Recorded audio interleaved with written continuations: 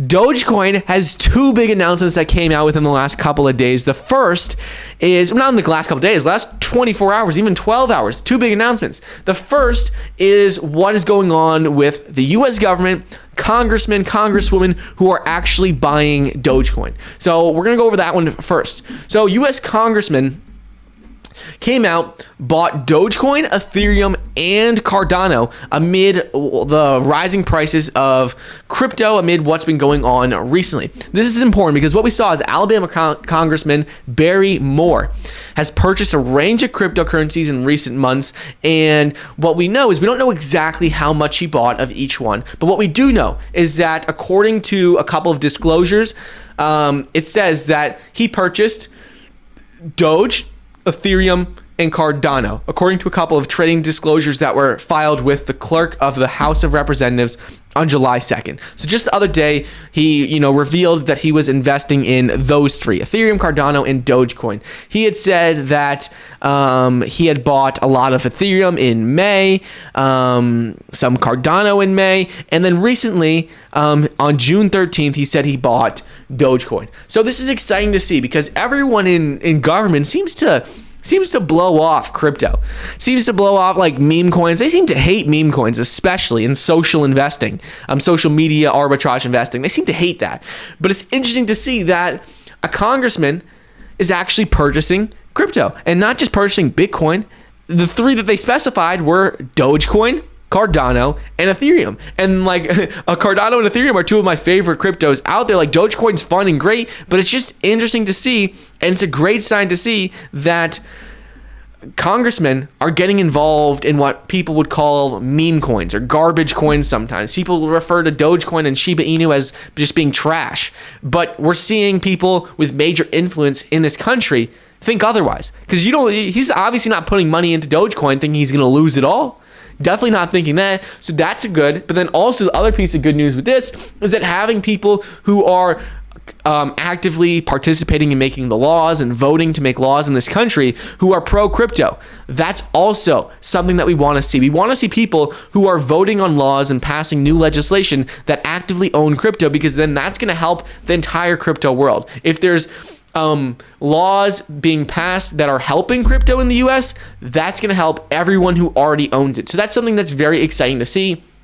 The second thing going on with Dogecoin right now is what's going on with Robinhood. So I looked into Robinhood's documents a bit further, found this article which also summarizes it very nicely, and that's that Robinhood, we've already spoken about how Robinhood, filing for their IPO, they've increased their number of users from 7 million in March of 2020 to about 18 million in March of 2021. They've grown rapidly, over 100% in terms of users. They added over 10 million users in the last year. We know that crypto makes up a good portion of their business, not the most. It goes options make up about 40%, equities make up about 25%, and then crypto makes up 17%. So that's what we know right now. But out of that 17%, which is crypto, they said one of the big risks, one thing in their filing with the SEC, it explained how Dogecoin makes up a major portion of their crypto business. So crypto in general makes up 17% of their whole business.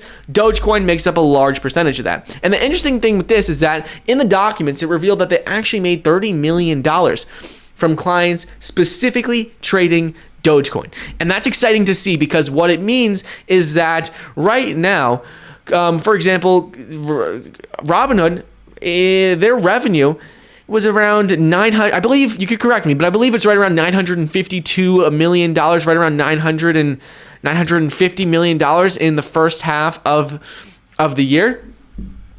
According to their filings. So 30 million of that makes up a pretty big portion of it. But the exciting thing here is that because we're seeing crypto do so well with Robinhood, it's started to push them into developing out their product offerings a lot sooner. So for example, they've been talking for quite a few months now on building out a crypto digital wallet. So you can use your Dogecoin to purchase and buy things at other places. They've said in the past, like Mark Cuban has come out in the past and said, the biggest thing holding back Dogecoin right now is that, and crypto, is that Robinhood doesn't offer a digital wallet, meaning that if you have crypto on Robinhood, you can't buy stuff on you can't go to a store and buy stuff. You can't buy stuff online. You're stuck with all your money in Robinhood, and there's nothing wrong with it, but you can't use your crypto to go and buy at other places.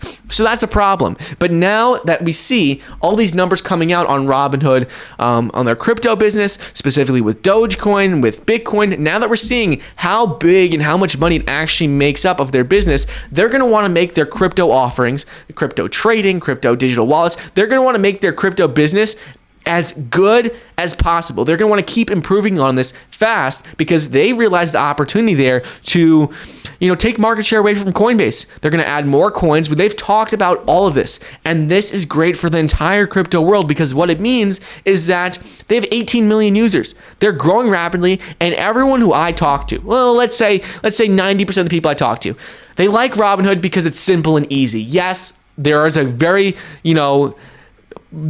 strong portion of the community that hates Robinhood because of what they did in the past, reacting to GameStop and AMC. But for the most part, even if they hate it, even if they didn't like how they handled the situation, most people still use Robinhood simply because it's so easy. It's not intimidating and it's easy.